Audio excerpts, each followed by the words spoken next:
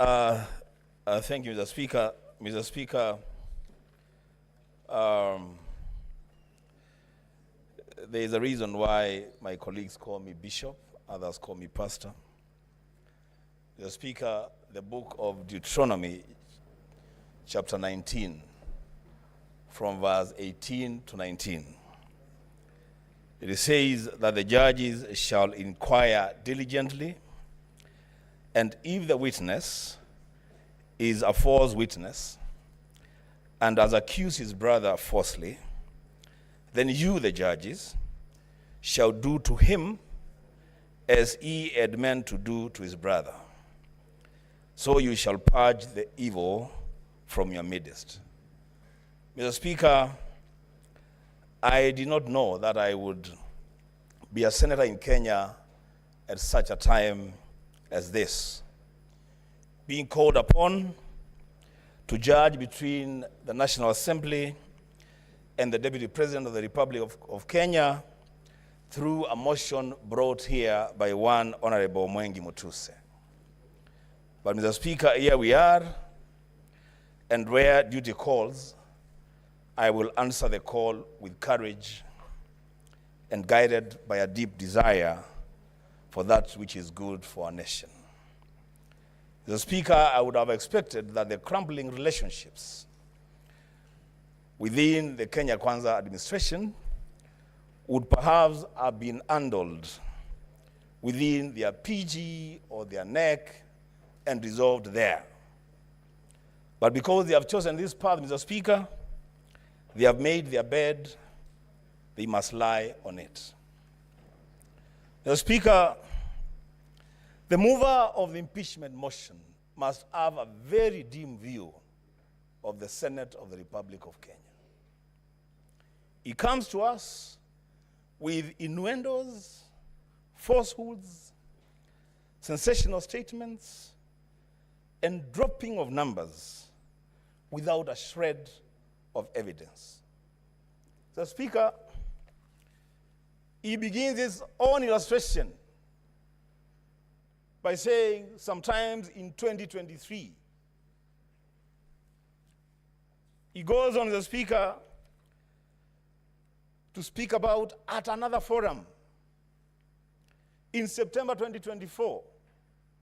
Mr. Speaker, we are debating an impeachment motion of the Deputy President of the Republic of Kenya. The least that these judges would have expected, the least that this country would have expected, is due diligence on the mover of the motion. Getting every event and every date right. In fact, going down to the minute, to the second. This is a serious issue, Mr. Speaker. But Mr. Speaker, because of time, I will say two things. One,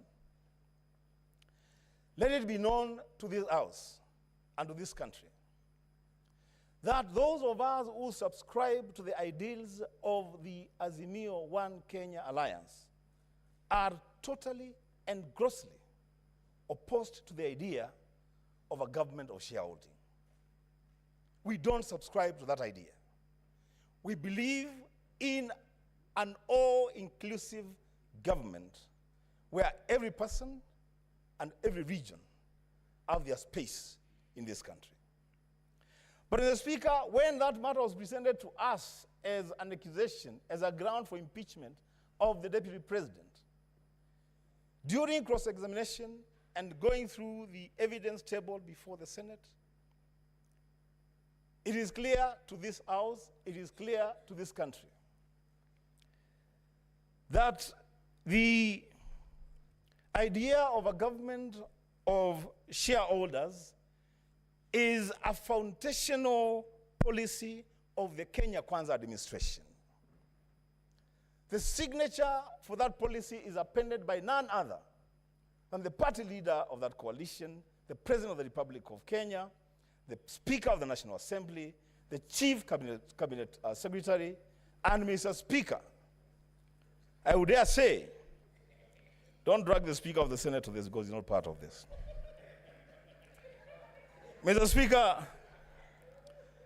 Speaker, you cannot punish the deputy president, the principal assistant to the president, for undertaking the role of being the assistant to the president. He is just expounding on a policy that his boss assigned and made public.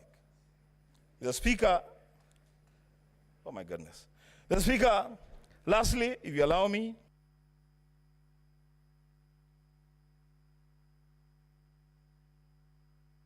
Senator Metho.